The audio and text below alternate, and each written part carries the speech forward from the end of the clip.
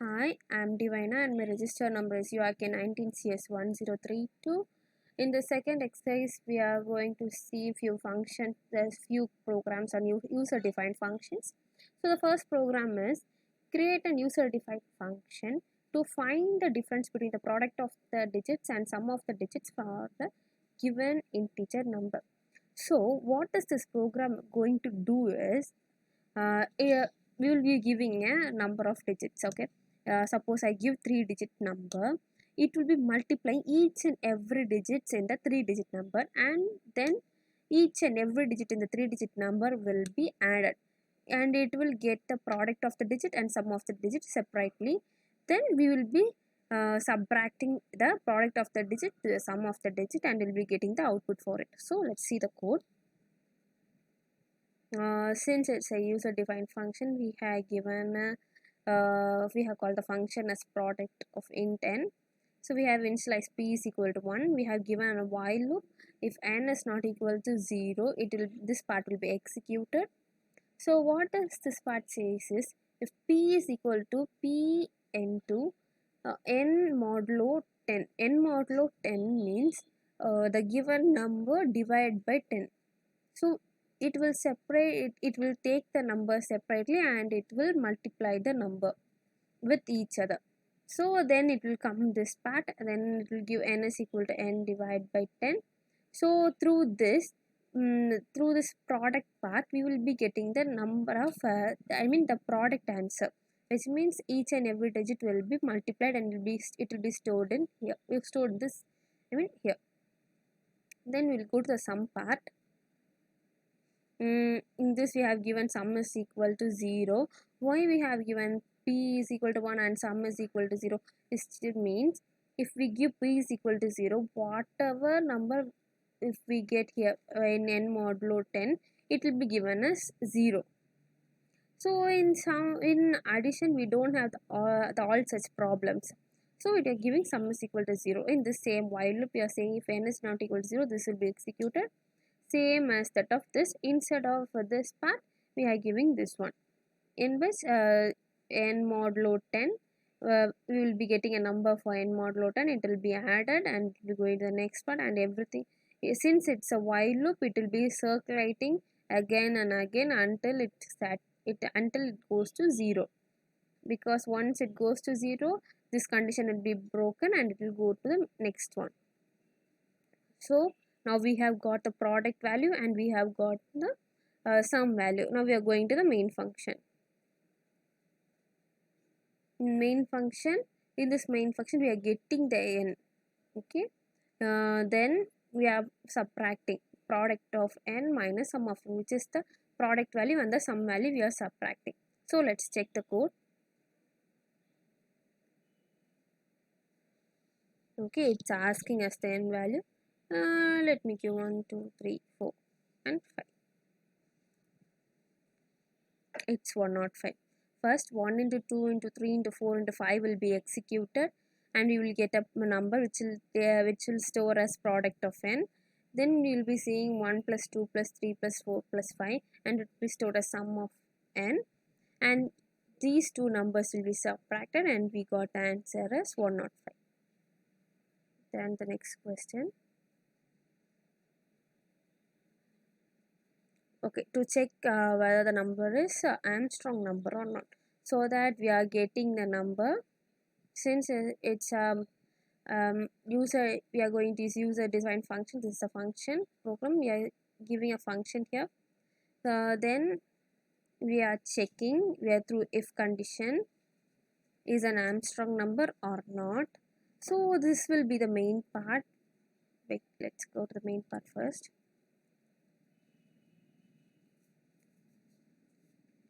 Okay, this is the main part. Here we are given temp is equal to number, which is the number we are going to get.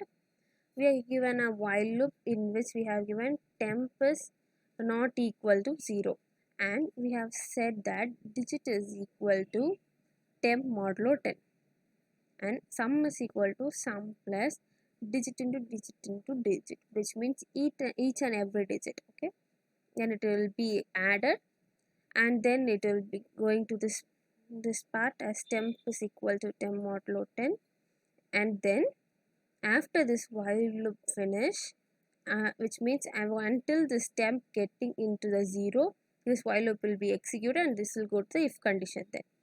Then it will check if sum is equal to this number which we have given. This sum is equal to the number. If so, it will be printed as S. It's an Armstrong digit number which we have given there. Else if it will be printing as it is not an Armstrong number. So let's see. So we're giving 371. Getting yes, 37 was an Armstrong number. So let's do it.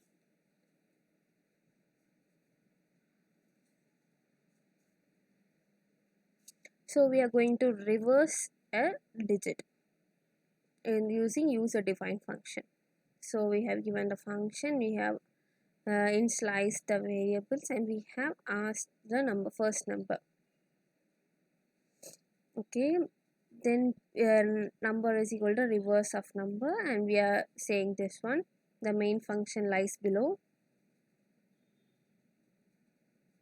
So here we are calling function, then we are initializing a way to variables, then we are giving a while loop, in which while loop we are saying a modulo equal to 0, which is if this b is equal to a modulo 10, this a modulo 10 will be stored in this b, and then when reverse into 10, the number of reverse into 10 plus b, which is this a modulo 10, will be added to this, and then a is equal to a by 10 will be executed, then our reversed value will be executed.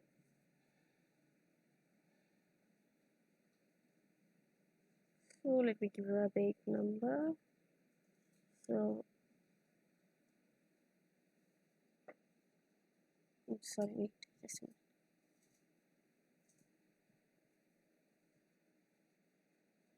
minute. It's asking us the number. So, 76543. Yeah, that's the right one.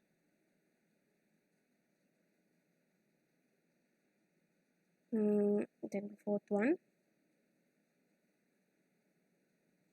Okay, what we are going to see, develop a C++ program to compute power of a number using recursive function. So using a recursive function, we are going to find the power of a number. So we are getting the value and we are getting the power. In this main function, what it is saying is power is equal to 1. We are initializing it. If we are giving an if condition here, if y is equal to 0, y means this what the power written 1, because where any number which power is 0, it will be the output will be 1. In mathematical, it is in mathematical notation. Okay, then we are given a for loop. I is equal to 1, then I is less than or equal to y, I plus plus, then power is equal to power into x. This is what the x which is our number.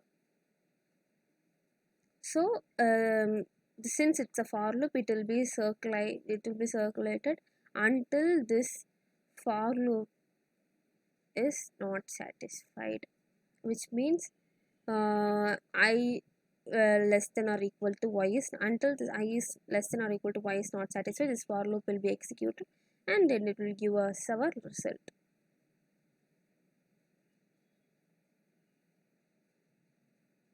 So I am entering the value as 5, and even the power I give 5. So 5 power 5 is 3125. I got the output. So then the last question. In this, we are going to use switch case in this. What the program is, we are going to ask the user whether you want to do whether you want to find the area of a square, triangle or rectangle, and we are going to give them what they want. Okay, we are giving what's the formula of a square of an area a into s into s. Then what does this 0.5 into b into h, triangle for triangle, for rectangle l into b. So in this switch case we have given we have given the options for the user: find the square area, find the triangle area, or find the rectangle area, and enter the choice. So we are using a main thing in this is we are using a do while loop. I will explain you later why we are using do while loop here. Using a switch case here, we are getting the character which is the option. If the option is 1, it will ask us to enter the side, and this will shift to the square part. Since we have called the function here, this will shift to the square part.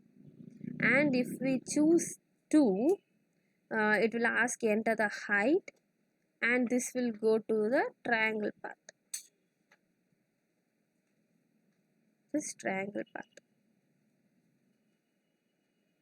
And if we choose 3, it will ask us the length and the breadth, and it will goes to the rectangle part, which is here. Then if we use something other than 1, 2 and 3, which is 4, 5 or 6, something else, it will be showing us wrong output. That's why we are using a default function. And if I gave square, if I want to find area of a square and I gave it, and then I want to find area of a rectangle, so what to do? I can't run it again and again. So we are asking the user, do you want to continue, yes or no? If the user gives 1, it will continue, or else it will stop the program. Just for that, if n is equal to 1, which is s, it will go to the options part. So that's why we are using a do while loop here. So let's run the program.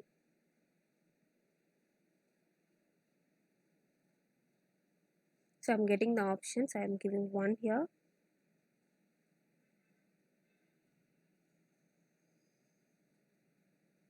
Enter the site. Give 4.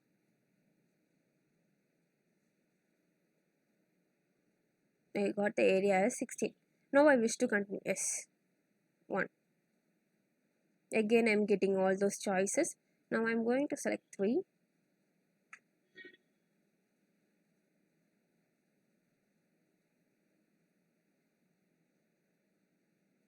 So length I give 2.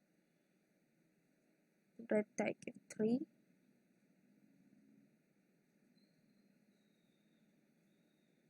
Plus 6. Now it's asking me whether I have to continue or not. Wait, let us check the default function. 1. I give 1, yes. And here give the number 4.